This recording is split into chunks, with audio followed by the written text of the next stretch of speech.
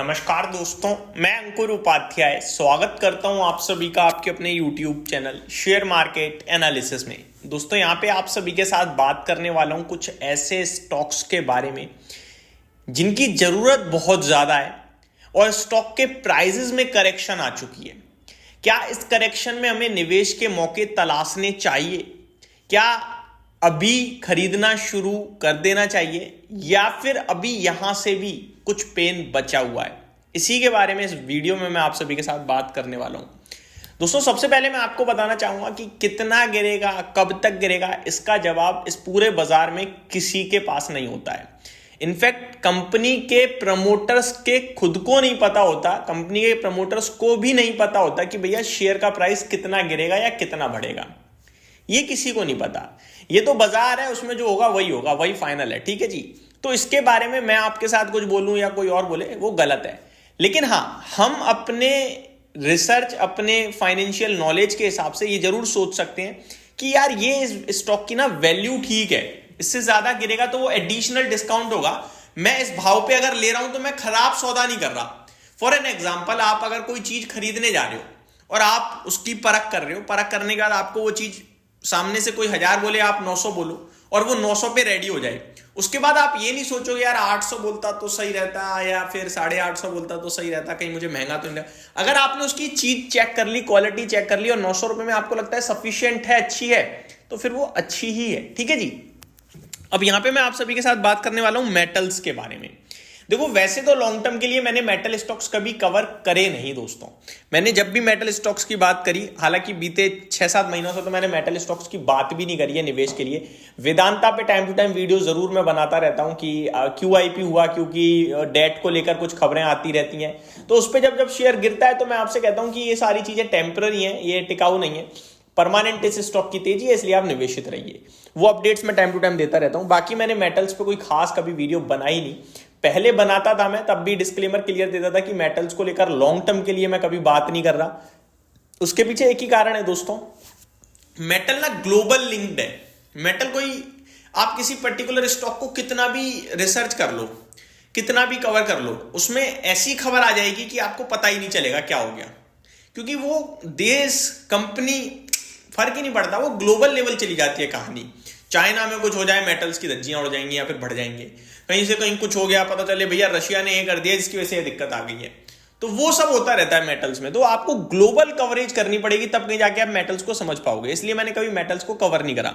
लेकिन अगर मैं अभी करंट सिचुएशन देखूं तो इन स्टॉक्स में अच्छी खासी करेक्शन आई है। और अभी भी मैं ये नहीं कह रहा कि मैं रिसर्च करके आया हूं ग्लोबल लेवल ना, भैया करेक्शन के दम पर एक ब्लू चिप कंपनी को देखते हुए हम कह रहे हैं कि सही हो रही है ये कंपनी, इस पे ध्यान देना चाहिए। थोड़ी बहुत और डिप आ जाए तो आप थोड़ा बहुत निवेश और सोच सकते हो।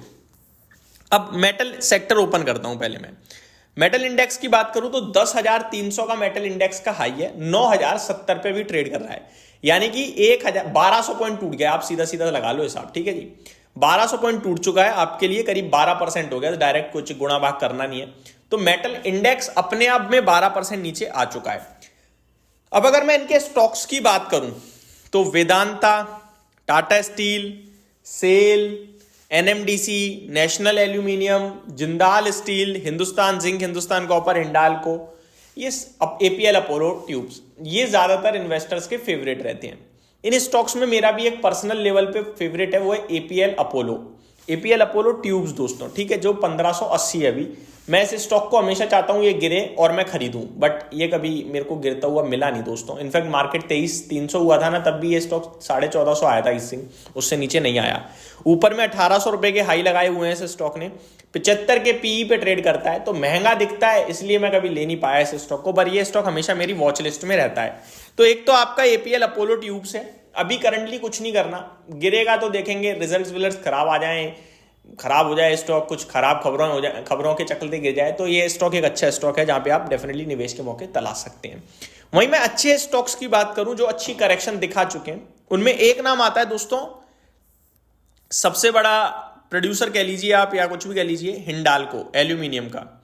633 हो चुका है, 770 का हाई है, ऊपर से 140 रुपए घट गया, यानी 20% ऑलमोस्ट नीचे आ चुका है। और किसी भी ब्लू चिप स्टॉक को खरीदने का 20% के बाद समय हो जाता है स्टार्ट।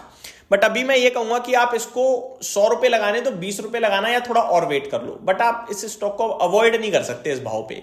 ये आप इजीली आपको 750 रुपए वापस मिलेगा, इतना मैं कह सकता हूं। केवल 10 के मल्टीपल्स पे है, 1.5 लाख करोड़ का मार्केट कैप है, एक दमदार कंपनी है और एल्यूमिनियम की डिमांड में मुझे कोई दिक्कत दिखती नहीं है। थोड़ी बहुत करेक्शन और आ जाए तो थोड़ा और ऐड कर लेना। ये एक स्टॉक है जहां पे आप नजर बना के रख सकते हो। बढ़ते हैं दोस्तों अगले स्टॉक की तरफ। एक और स्टॉक है दोस्तों जो मेरे को काफी पसंद आता है, वो है आपका हिंद कॉपर। बट ये वैल्यूएशन टर्म्स में 68 के पीई पे है, सस्ता नहीं है। लेकिन स्टॉक ऊपर 658 का हाई दिखा चुका है, 280 के अभी स्टॉक ने लो लगाए हैं और 52 वीक हाई देखोगे तो वो भी 415 का है। 280 की आज की क्लोजिंग है, 185 का 52 वीक लो है। तो मेरे हिसाब से एक ये भी स्टॉक है जो कि कॉपर की डिमांड मेरे को बहुत बढ़ते हुए दिख रही है। रीजन, इलेक्ट्रिक व्हीकल्स में कॉपर यूज होता है, वायरिंग में कॉपर यूज हो रहा है, एसी गर्मी आने वाली है, 100% कॉपर लिखा होता है वहां कॉपर, और कॉपर का सबसे बड़ा प्लेयर डायरेक्टली हिंद कॉपर। तो मेरे को लगता है कि ये स्टॉक हो सकता है, बट 280 है अभी। ये थोड़ा वॉलेटाइल रहता है, तो छोड़े कम अमाउंट में ही इसको एक्यूमुलेट वगैरह करना, और नीचे अगर आता है तो और इसको खरीदना, बस इतना ही कहूंगा। लिमिटेड अमाउंट में रखना बस। दोस्तों ये 1 महीने 3 महीने की कहानी नहीं है, 2 साल के लिए कम से कम सोच के लेना, तभी फायदा है, अदरवाइज सब बेकार है। अगले स्टॉक की बात करें दोस्तों तो मतलब पैसा बन जाएगा थोड़ा बहुत, वैसे देखा जाए तो फिर वहां पे टाटा स्टील भी अच्छा लगता है। 144 रुपए पे है, 160-165 तो इजीली मिल ही जाता है। तो ये एक आध साल में आगे कि हाँ मैं 144 पे ले रहा हूँ, 165 आएगा बेच दूंगा, साल में एक बार जरूर आ जाएगा। उससे पहले 130 आए 120 आए मतलब मत रखो, 165 एक साल में एक बार मिल जाएगा, वहां मैं बेच दूंगा। 20 रुपए प्रति शेयर बन गया, यानी करीब 15%। कोई भी मेरे को एसेट क्लास ना दे रहा, मैं खुश हूँ बस। तो ये आप सोच के इसमें भी निवेश कर सकते हो। तो ये मेरी तरफ से अपडेट थी मेटल्स पे। होप आपको जानकारी पसंद आई होगी। Thank you so much for watching this video. Have a great day guys.